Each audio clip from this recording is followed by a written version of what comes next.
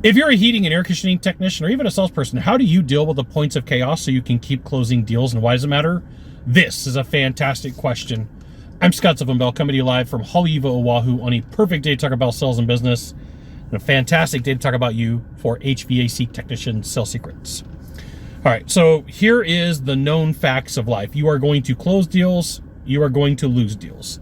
And when you are on a streak closing deals, it's inevitable that there's going to be a bunch of problems. And so one of the things that salespeople really struggle with when they're brand new is they don't necessarily know how to deal with the problems that they're facing. They don't necessarily know how do I solve this? How do I fix this? What do I do?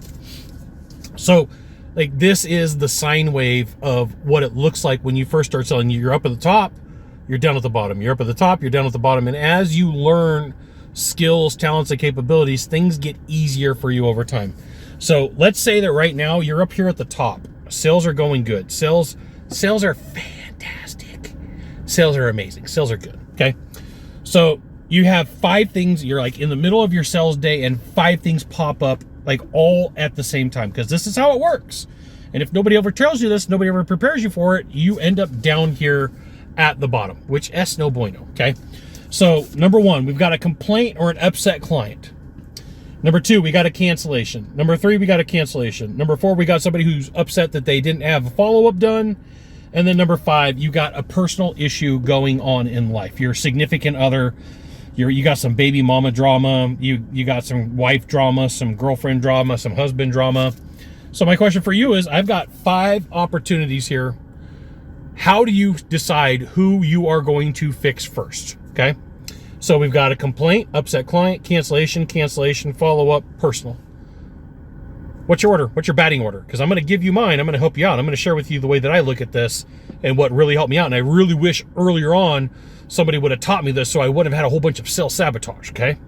So my question is, where is the money coming from?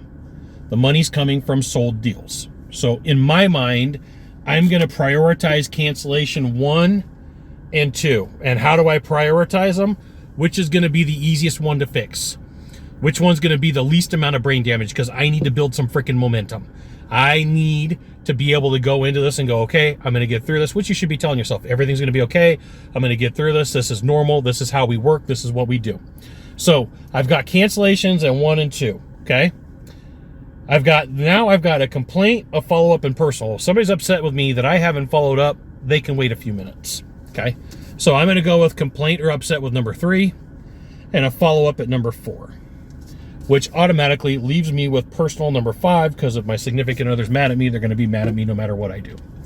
So the reason I bring this up is there's going to be a point this month, next month, the month after, where everything, your trajectory looks like this. We refer to this as a hockey stick. When I went to business school, we referred to this as a hockey stick because it looks like a freaking hockey. You start right here, right? And then you go straight to the moon.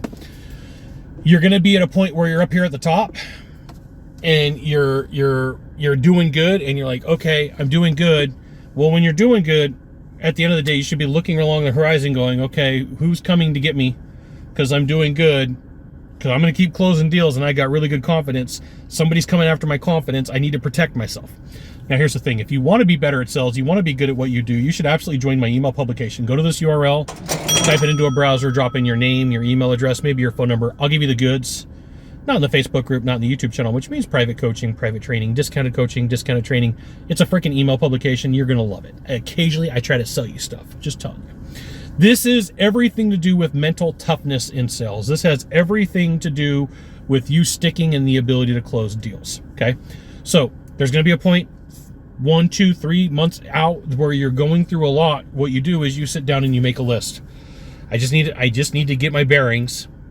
What do I need? What's on the list? What's on my punch list? When I did construction and I moved office cubicles, we would go and say, what's on the punch list? So this is your punch list, and this may be exactly everything that's on there. How do I know? I managed 22 salespeople at one time at the height and worked with a lot of technicians. So these are all common things in sales: complaints, cancellations. My first go-to answer is you got to protect the money, right? Complaint and upset. Somebody's going to be complaining upset. I'll get to them. It's going to take me a little bit, but they've already paid the money.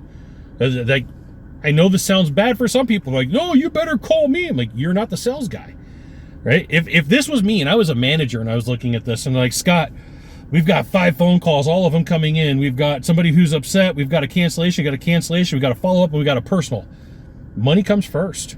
Like, I got to protect that income. We got to, like, someone's going to write a bad review. We can fix that. Somebody's going to be upset. We can fix that. What we got to do is solve for the money problem and make sure that you get paid for all the work that you've done. So the timeline, the further you get away from that phone call and somebody complaining, the tougher it is for you to solve. Now, my answer was always this. Somebody calls and says, hey, Scott, we decided to go with a competitor. We're going somewhere else. Like, hey, you know what? I'm about 30 minutes from your house. Why don't you let me drop by and let's have a conversation?